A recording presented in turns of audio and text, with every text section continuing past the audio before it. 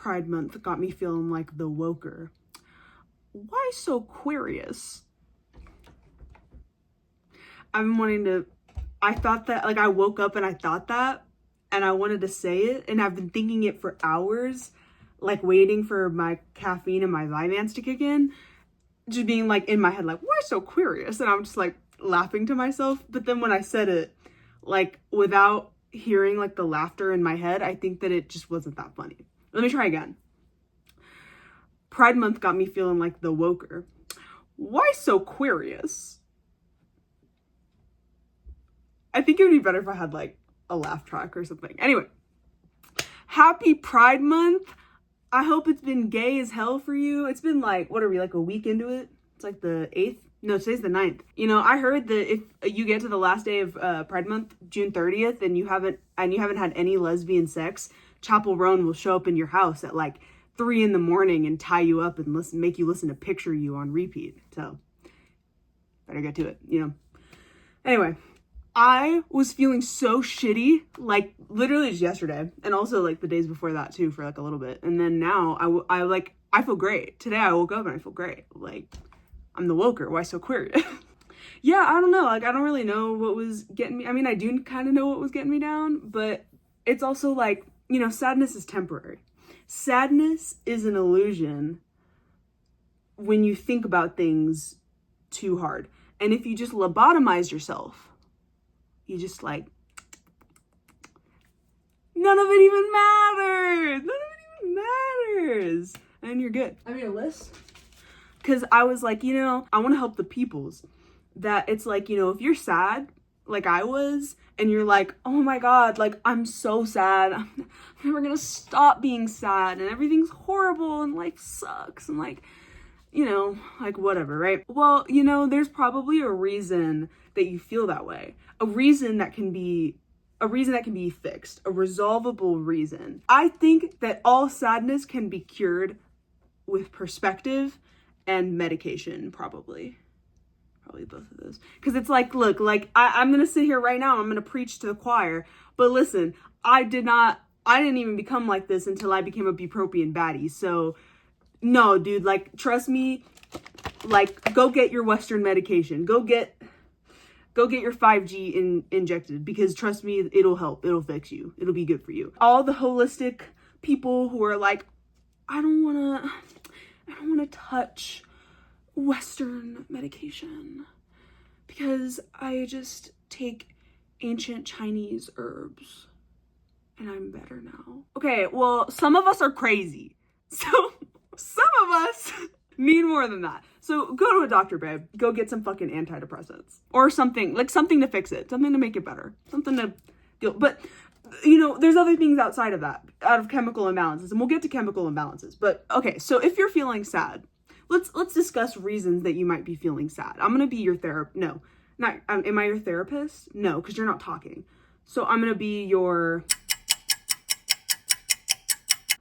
like health coach that you hired off of Etsy, and you're like not really sure what my credentials are, and you're kind of like in a bad place mentally, and you're not sure if you're getting scammed, but like I look trustworthy and like I'm talking like I know what I'm talking about, and so you're just like, you know, okay, fine. So that's what I'm gonna be. I'm gonna be your Etsy health coach that's certified in, I don't know, Susie Healing.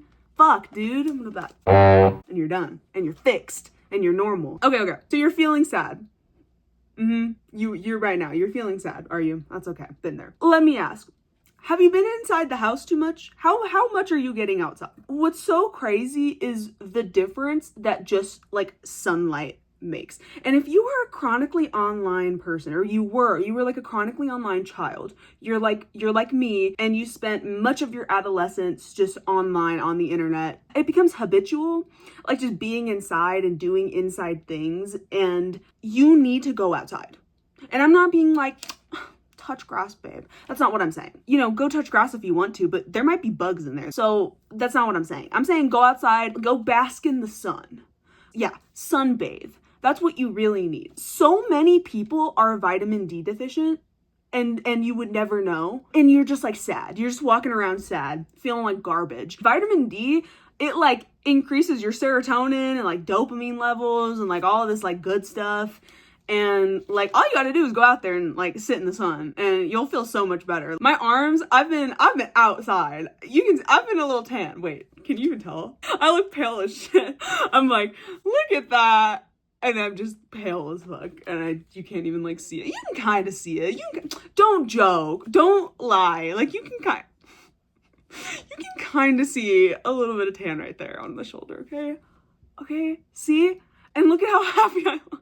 Look at how happy I am. Look how normal I'm being. You don't want to be like me? So yeah, you probably need vitamin D. Go outside. Like 30 minutes a day, that should be enough. That should be fine. So, let's say you're sad because you're ugly.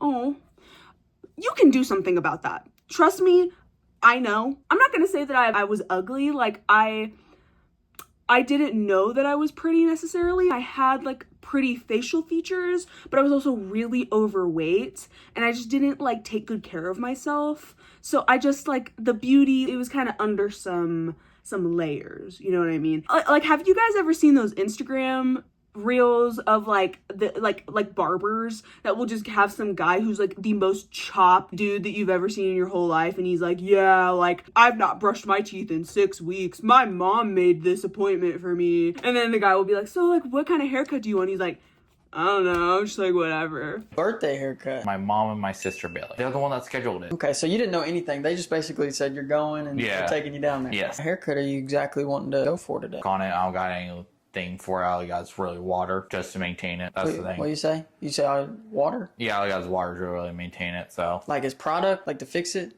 No, just like I got nothing to fix it or anything. He's playing Michael Jackson. Obviously, I cannot play it, and I don't know the song that he used, so I'm just gonna sing the song I do know, which is Billie Jean. Okay. Billie Jean is not my lover. She's just a girl who claims that I am the one.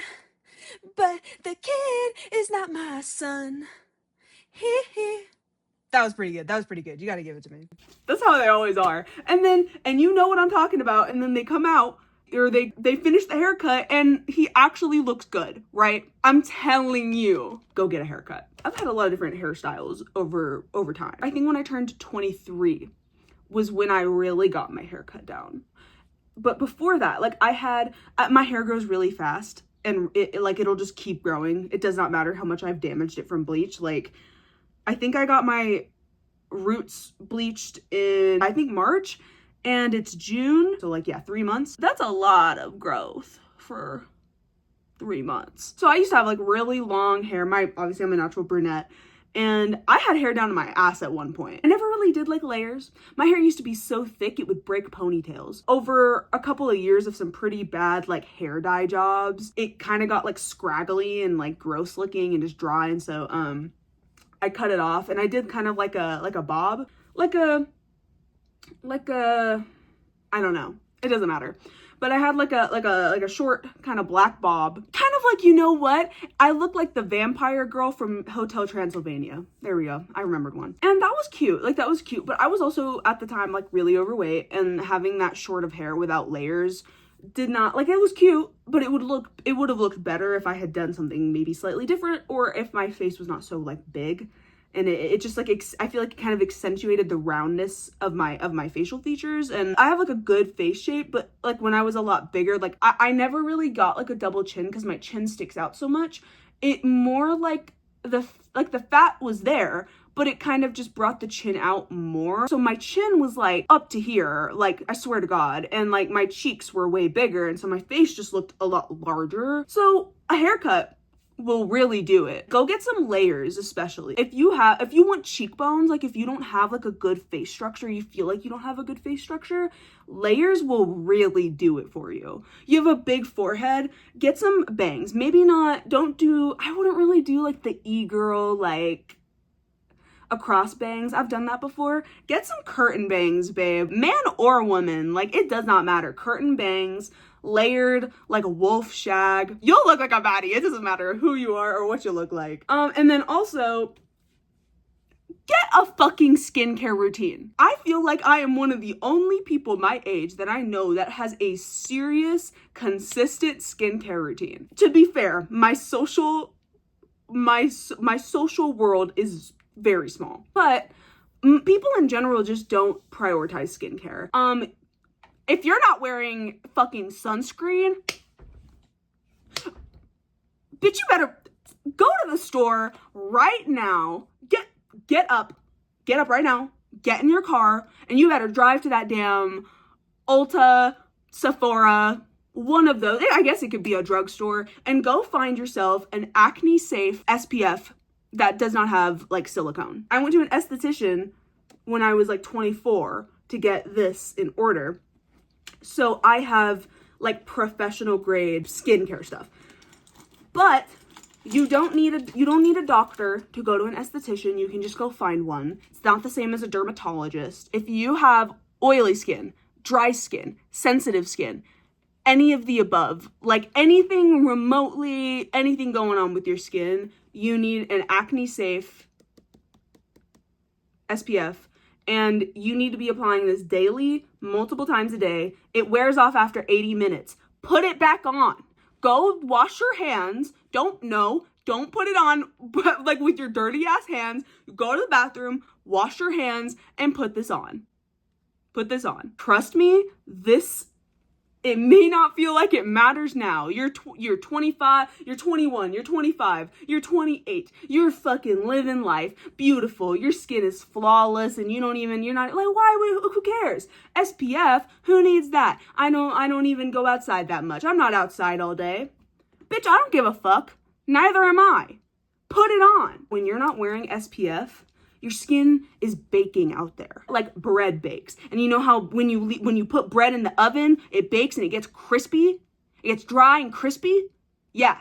And maybe for the first like 5 to 10 minutes when it's in the oven, you can't tell. It's like, is it even rising?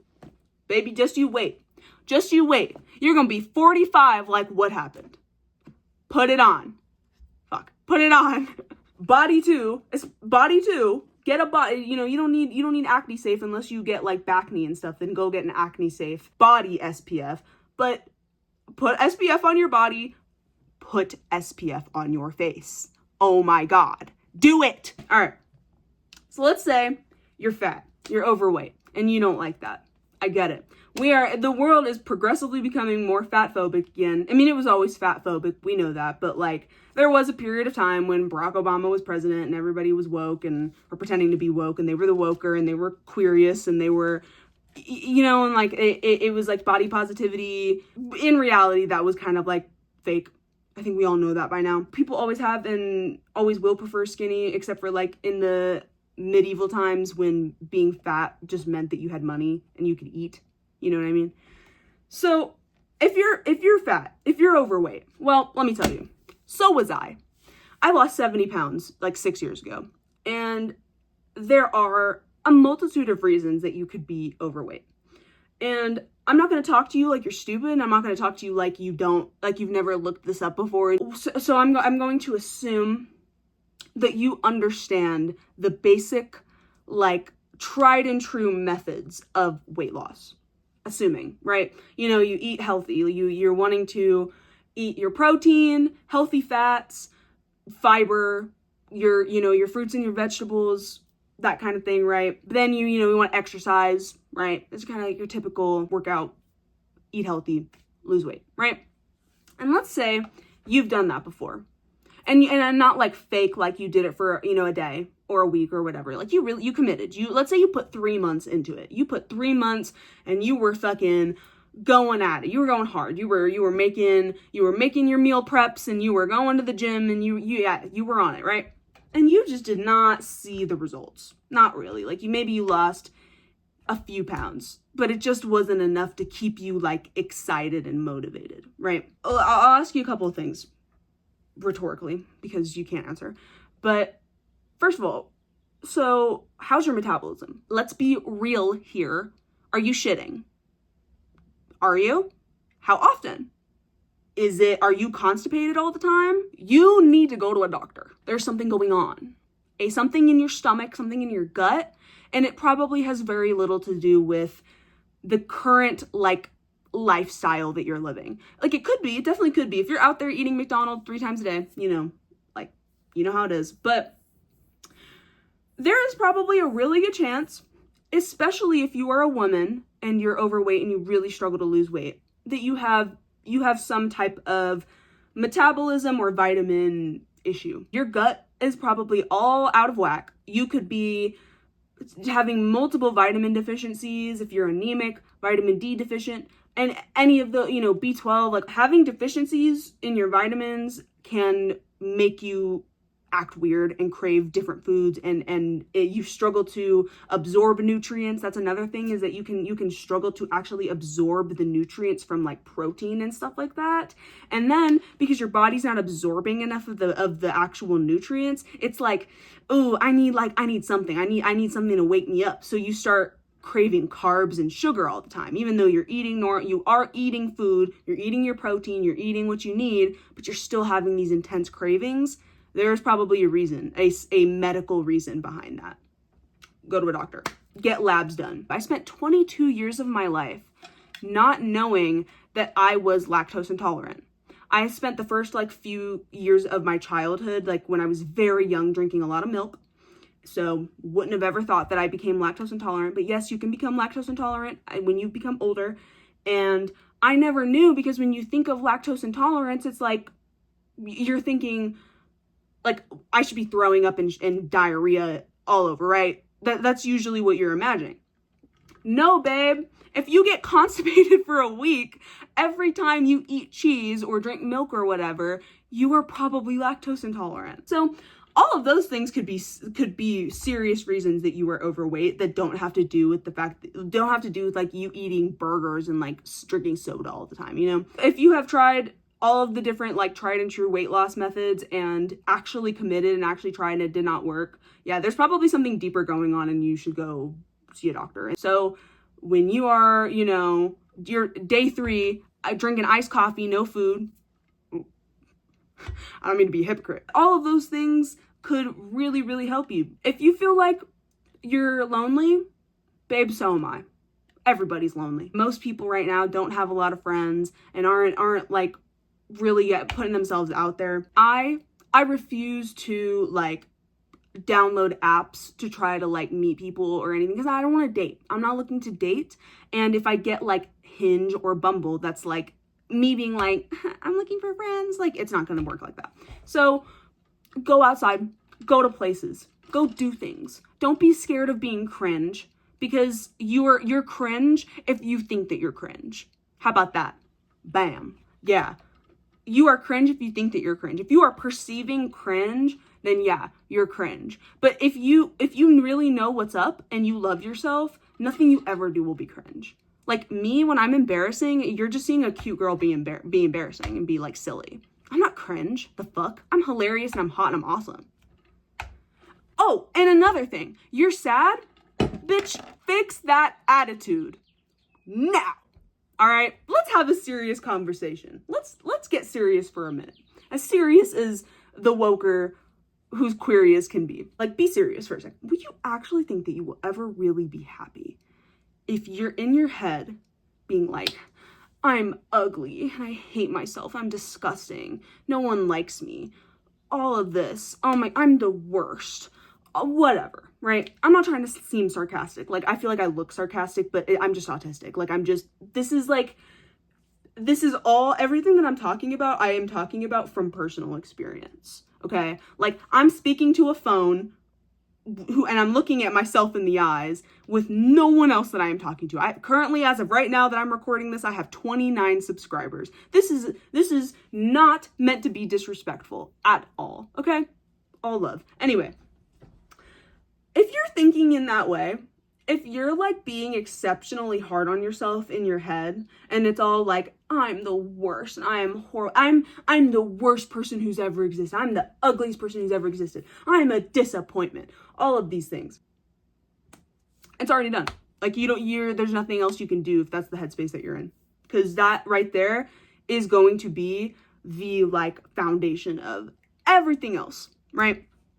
Because if you're thinking in that way, let's say you're thinking in that way and you're I'm ugly, I hate myself and whatever, right?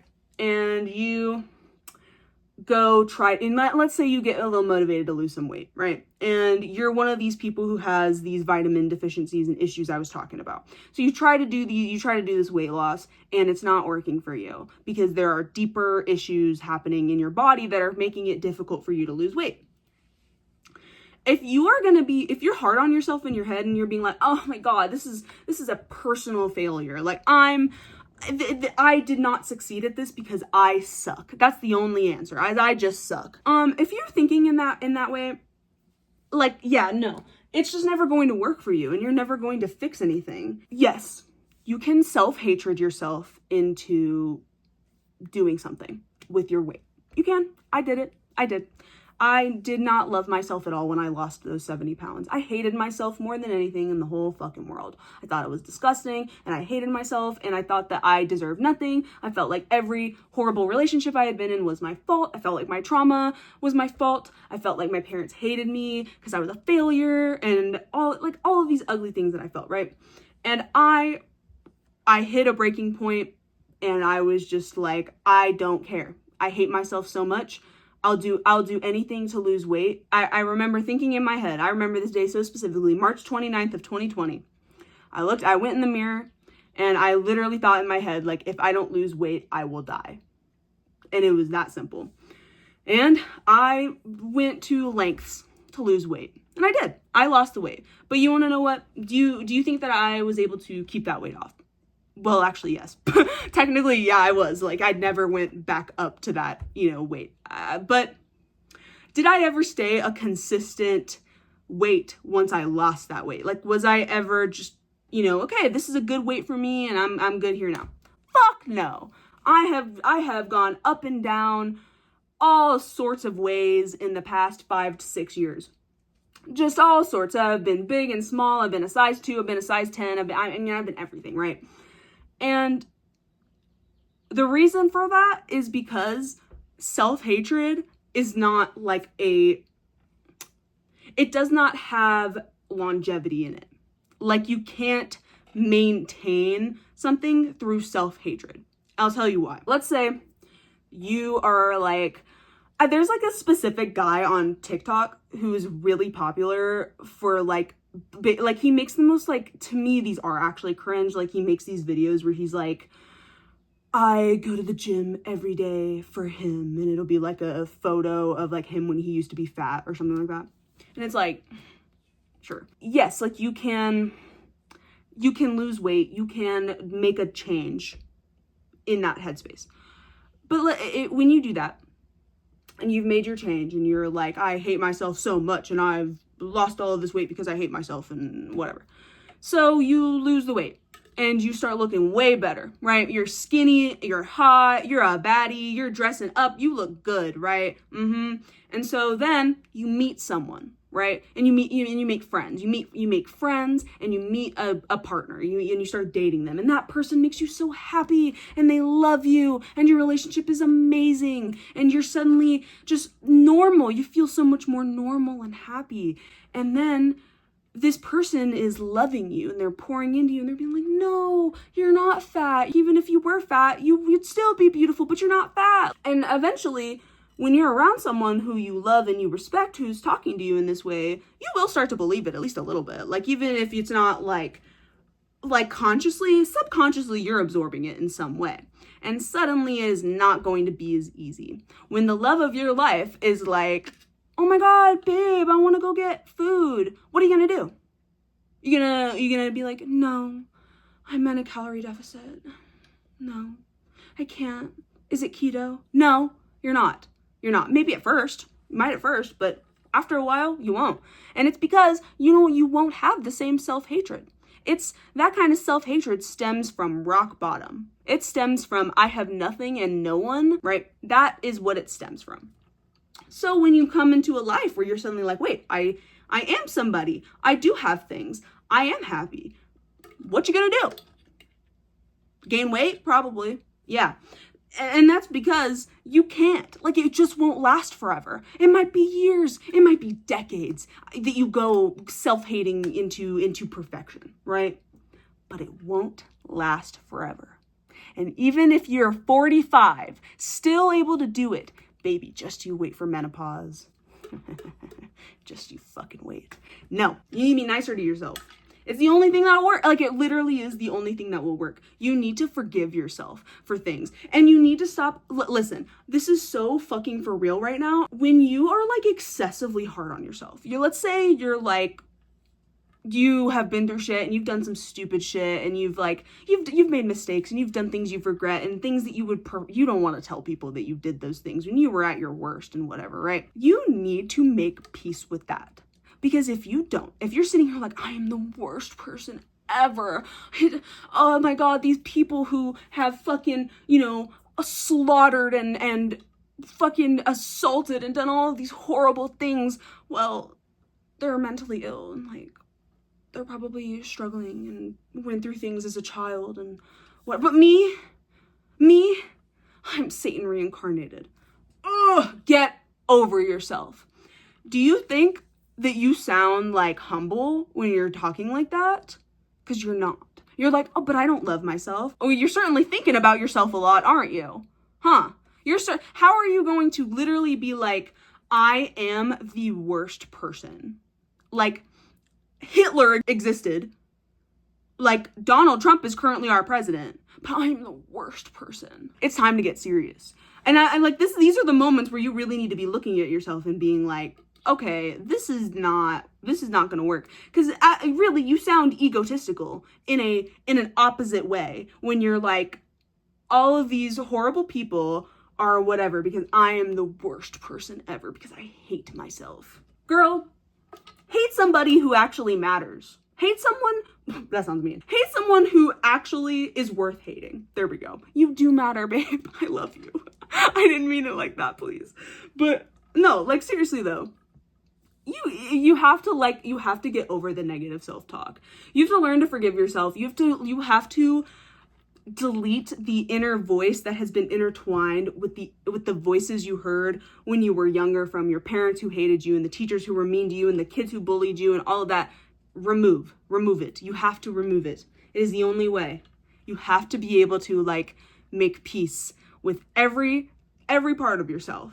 Even the worst one, even the most cringe one. You want to know something horrible that happened in the 8th grade?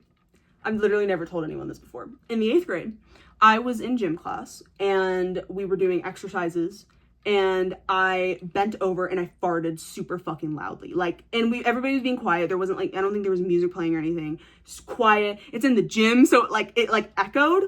Yeah. And the gym teacher, I swear to fucking God, stops the whole class, and is like, who is that? And when I tell you, this woman literally like started an investigation, and it was like, we're checking everybody. Everybody, pull out your phone. Let me check. What's going on? Let me see the receipts. Was it you? Oh my God. And let me tell you what, they knew.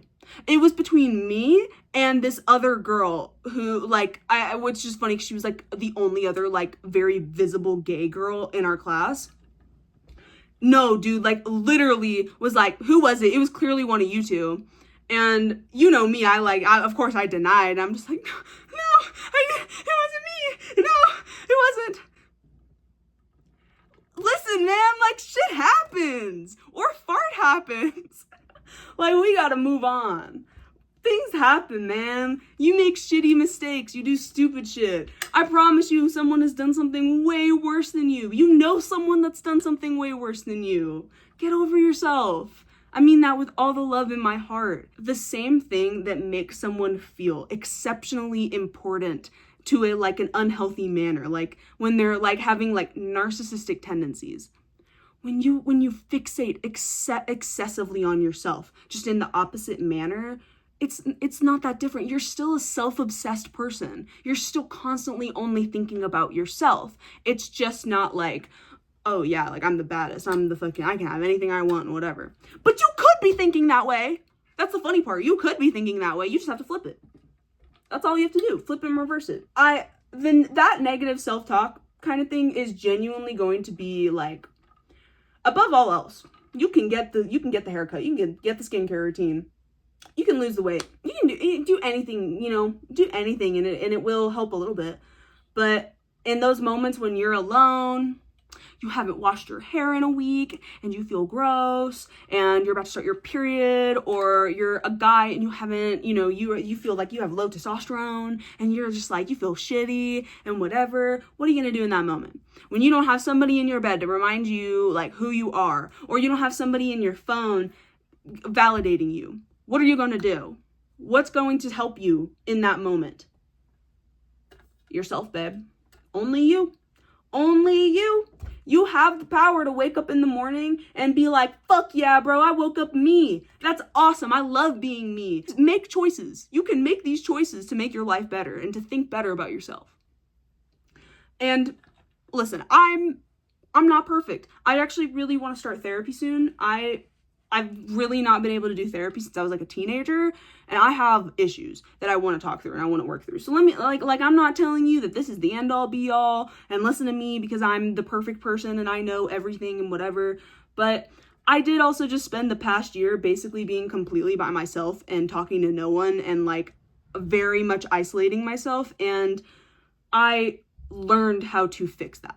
Like I fixed my negative self-talk over this past year. I moved away from every person in my past, every place that I was ever traumatized in my hometown, my family, anyone who ever laughed at me for being overweight or ugly or not realizing that I was autistic, all of those things. I moved away. And none of that energy is in my space. None of that energy is touching me. And then just like started to, first of all, again, like decentering myself and decentering this whole like I'm the worst. It's also like, what do you hate about your parents? What do you hate about your parents? Like for me, I hate that my parents they were always so unbelievably harsh on themselves, and they're both extremely critical, and so they're very critical of other people because that's how their mind just works. They're so critical in their own head that it spills out into the external world. And I've always hated that. I hate people who are mean for no reason. Like who get off on being just like judgy and critical and making people feel shitty. And we all know someone like that. And it's very easy when you're bitter and you don't feel good about yourself and you don't like yourself and there's no one out and there's nothing in the world that's making you feel better about it. It is so easy to be that negative bitch. But you don't have to be, and you shouldn't be. You don't need to carry the burdens of your parents, the burdens of your childhood. Those things are separate from you. Who you are at 25 years old when your frontal lobe fully develops, that's who you are. Those things that you don't like about your parents, you need to notice it in yourself, because you have to see that these things are what you've absorbed it from your parents. It's not you. And it's not you because you notice that you don't like it. And you can catch and pinpoint where it stems from, like, and who gave that habit to you. You can stop by pointing it out to yourself. That's not me. I'm not thinking that. That's my parents. Like, it may be my voice in my head, but why is it structured in the same way that my dad talks or my mom talks? Like, are you kidding me? The fact that I would sit here and not like myself or feel so shitty about myself because I'm not, because of my life and the way things have gone and the way people have treated me. Look at me, bitch. I'm sexy and I'm funny. And I love myself. I do. I really don't care if people treat me any other way, because a lot of the time, like, that's just a projection of themselves. And it sucks to get to really think about it in that way, because it's hard to really understand that. But it's true. A lot of people, like, when you are a happy, pretty, like, extroverted person and you don't have, like, things that people can immediately point out that make you, like, shitty or fake, they're going to project onto you. Because it's not easy for someone who hates themselves to be around someone who's carefree and loves themselves. And it sucks. None of us really want to be like, oh, they don't like me because they're jealous. But the sad part is so many people are like that. People compare themselves in their head all the time and are sizing you up without you even realizing it. Let it all go. How do you feel about yourself? Do you like your hair? You don't? Change it. You don't like the way your face looks? Put some makeup on. Try doing it. Try your eyebrows a different way. There are so many things that you can do to make yourself feel better. You don't have to just absorb and live in your sadness like a fucking, like you're just laying in a fucking bathtub of sadness and self-hatred. That's so lame. Like, there are people out here living life and loving themselves, people who are worse than you, people who are better than you. Like, there is life to be lived, babe. Understand that life is not cursing you because, you know, you're a bad person and you're inferior or whatever, and you deserve it. That's literally Christian logic. Like, bad people getting punished and the good being, you know, blessed and whatever. Christian logic. Get rid of it. No. You only get what you will go after.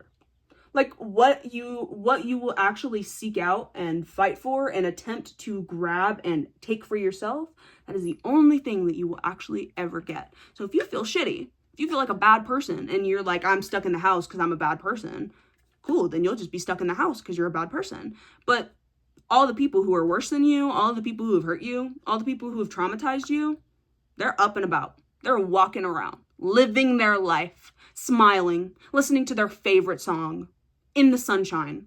What are you going to do about it? Like, you can't kill them. And, like, you shouldn't kill yourself. So what are you going to do? You have to allow yourself to be happy. You have to say that you deserve the right to do so. But of course it's on a flip. You don't flip a switch. It's not like you're just like, I'm deciding today I'm going to be happy. No, you decide to take steps to make your future self happy. You book that psychiatrist appointment. You go to the doctor and get labs done. You go outside and you get your sunshine. You have to take those active steps towards it. And then there is a world of beauty and life waiting for you. Hello? I'm like here just hanging out, like, guys, where are my friends? Where are my baddies? Why don't I have like 14 boyfriends and girlfriends right now? Where is everyone? Hello? I feel like I'm the only one out here. So come on, get outside. I can't believe I just talked for this long. Well, I love you and I love me and you should love you and you should love me. Love wins. Happy Pride Month.